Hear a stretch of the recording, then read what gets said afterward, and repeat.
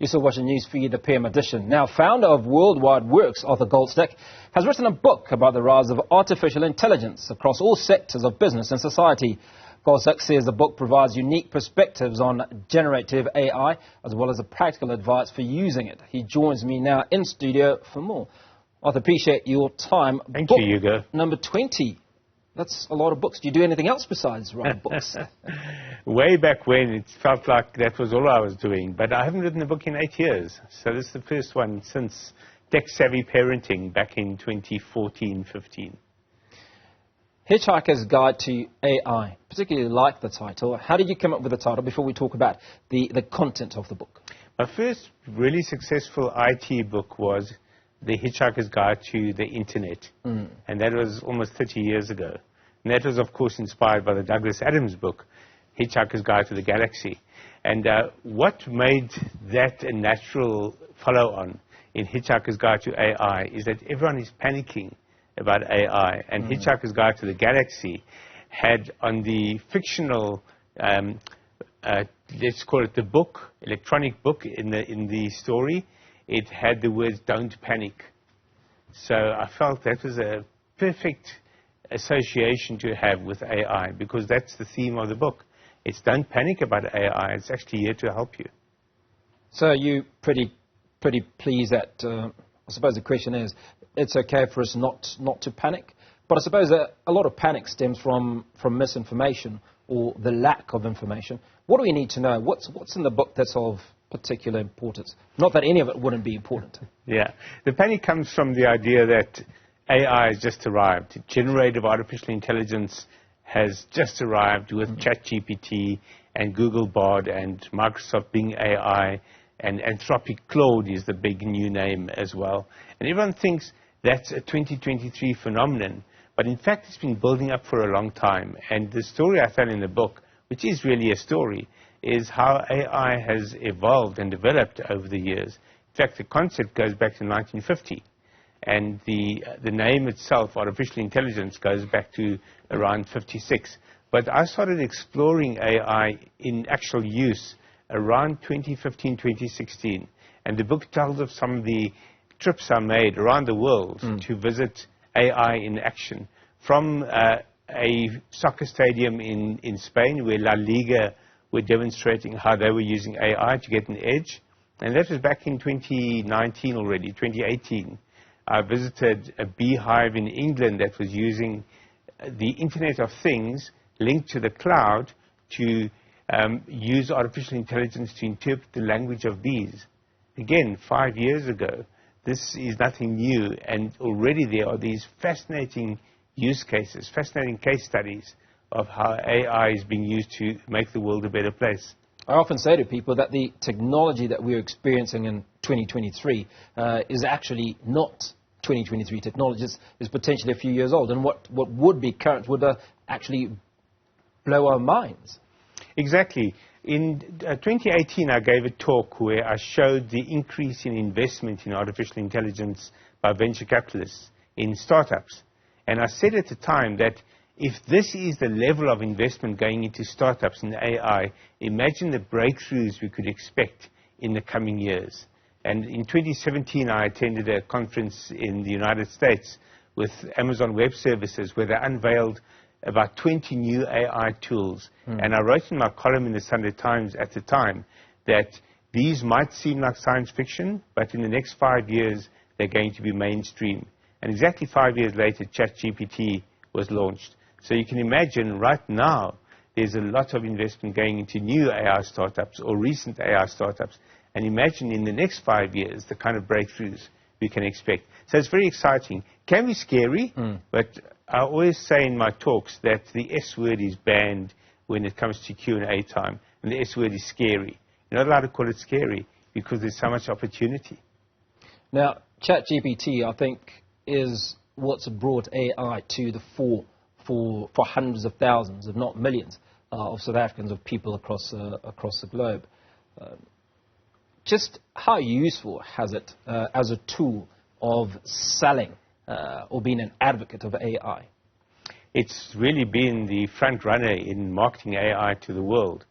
and the capabilities that it's been able to demonstrate for the very ordinary user, someone who is completely non-tech and even scared of technology, is astonishing. Simply by going onto a website, logging on, and typing in a question or a request, you suddenly see the power of AI. But in our business, for example, we've been using ChatGPT, Google Bard, and Bing AI for much of this year in refining our research writing. So we conduct market research, and then we analyze the research, and we have a huge amount of analysis that we then have to try to consolidate. And we discovered that by putting it into one of these tools, it instantly consolidates it for us and summarizes it for us. And then we can go through that, let's call it the product of AI, and compare that with our research findings and see if this is an accurate and appropriate way of reflecting the findings. And then we add our own insights, we add a few strategic nuggets to it, but it does half the work for us. So much of the, let's call it hard labor, in terms of intellectual output is already being done for you. You can now add your creative and strategic sensibility to it. Well, the question that's always arisen is, are our jobs safe? Now, clearly, from what you're saying, where half the work is done for you, it means that potentially somebody's going to become redundant and you're not going to need them. I read an article a few days ago where I think it's a listed company somewhere in the West, have recently appointed an AI chief executive officer. They also say something on Instagram where a character has been created using AI, and this AI model has acquired hundreds of thousands of followers, and the young man who's come up with it is raking in the dollars. Every one of those is making waves because it's a novelty. The AI CEO isn't going to be around for long as a CEO running a company. If that company is a listed company, then there are probably all kinds of violations of listing requirements, but also investors are going to be running scared from a company like that. Why though? Because it can make decisions, or it can draw conclusions based on what's in front of it. AI can only produce what it already knows.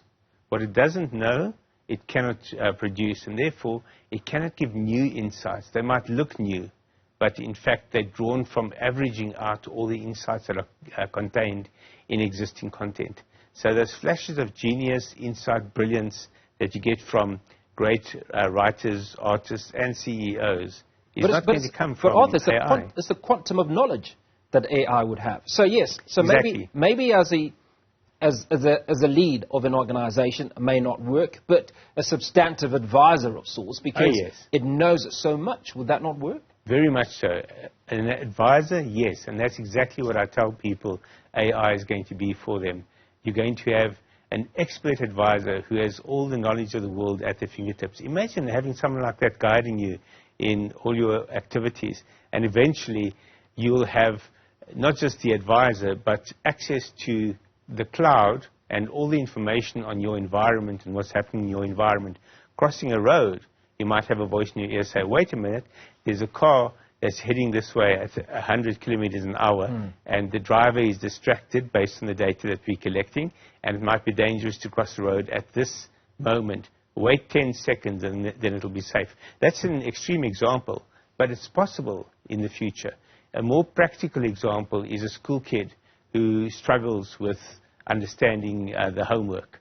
The trusted advisor is called up on the phone or in an earpiece, whatever is being used, and he's asked, explain how I answer or how I tackle this problem. It's not to answer the question, but to explain how to answer the question, because often that's what real homework is about, is understanding the process, not just having an answer. And it will take them through a process to understand that. But here's the great thing. Every single individual can have a tailored advisor. So each school kid can have advice tailored to their pace of learning, their existing knowledge, and their existing performance. So suddenly you get personalized teaching in a way that was never possible before. Herein lies the beauty of AI, I suppose, as well as the challenge. And I think that challenge stems from not adequately being aware of what it is that AI can do for us, and therefore harnessing those aspects. Correct. You know, I've often spoken to people about how I was in high school many years ago. My kids are in junior school. So, come a maths equation, geez, I'll be stumped if I remember how to work out a particular equation. So, question is, how then do we harness? What tools do we need to use? Where do we need to go to be able to understand how do I make use of AI for my children? And also, how do I protect them from AI in certain instances? This is one of the great challenges for the educational system at the moment. Right now, many educators, many schools and universities are warning against the use of AI. But more and more, we are seeing the decision makers at these institutions are starting to explore how can we leverage AI. The University of Pretoria already has a guide to how to use ChatGPT in your academic process. Other universities ban it, which is very short-sighted because, again, it's an assistant. And getting back to your question about jobs and job losses, of course AI is going to take away a lot of jobs, but those are jobs that already are rote, routine, and often repetitive jobs that should be replaced by machines. If a machine or machine intelligence can replace a job, it should, because that then enables humans to become more efficient and more effective at doing things that don't depend on repetitive work. So that goes all the way back to the first industrial revolution, when the spinning jenny that changed the way fabric was made, it killed off a few tens of thousands of jobs, but it created hundreds of thousands of jobs because it brought down the cost of fabric, it increased the quality, and it created a boom in the fabrics industry. And that boom resulted in a massive increase in employment. And we can expect something similar with AI. AI is going to create a boom in the knowledge economy. Now, something that you mentioned, Arthur, is the shortcomings of AI. And one, obviously, is that AI can't see into the future. It's limited to what it knows. One other apparent limitation at the moment is that the amount of information that it has is from 3 years ago in some instances, because that's what's been loaded. So it's not always current information. Correct. Are we going to get to a stage where AI is real time? So for certain of the AI tools, it is real time. So Google Bard, for example, is real time, and Microsoft Bing AI is real time. ChatGPT is 2 years out of date, and it tells you that. You can't ask it for information from beyond September 2021.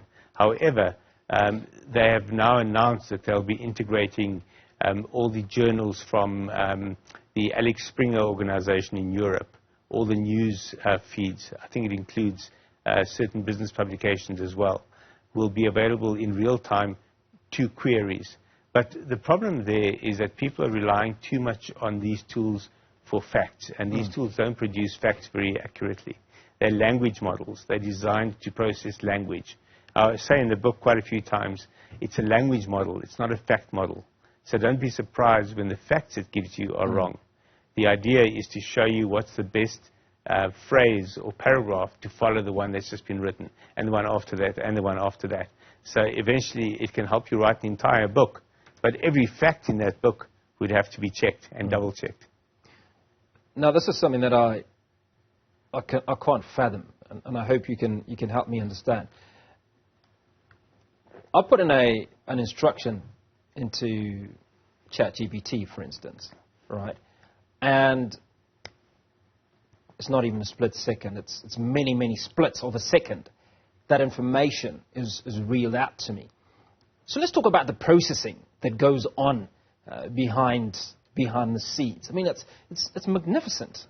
It's quite incredible, and it requires incredibly powerful computers and highly advanced chips. So there's a company called NVIDIA, which has seen its share price treble in the last year because it cannot keep up with the demand for its chips. It makes chips that they're called GPUs, graphics processing units, and their GPUs specifically are designed, or at least they ideally suited for artificial intelligence because of the high level of processing that they're capable of. In fact, it's those very chips that are the most popular for Bitcoin miners, people who are trying to generate cryptocurrency through computer processing.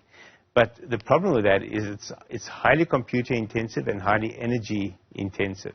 So that's the big challenge facing these tools. And in fact, at certain points, ChatGPT had to put a halt on further subscriptions to its service because it was overheating, literally and figuratively. Certainly was. Arthur, appreciate your time. Before we let you go, where do people find you if we have questions? And I'm sure there are hundreds of questions that people have. They can find me on any of the social networks, on Art2G, Art, and then the number 2 and GEE. They can buy this book in the shops, The Hitchhiker's Guide to AI. That's actually the best starting point. And they can go to my website, gadget.co.za, where all my coverage, all my writing about AI appears there regularly. Well, I've got one in my shelf, and that's part of my Christmas read. Arthur Goldstuck, appreciate your time. Thanks so much for coming onto the show. Thank you, Hugo.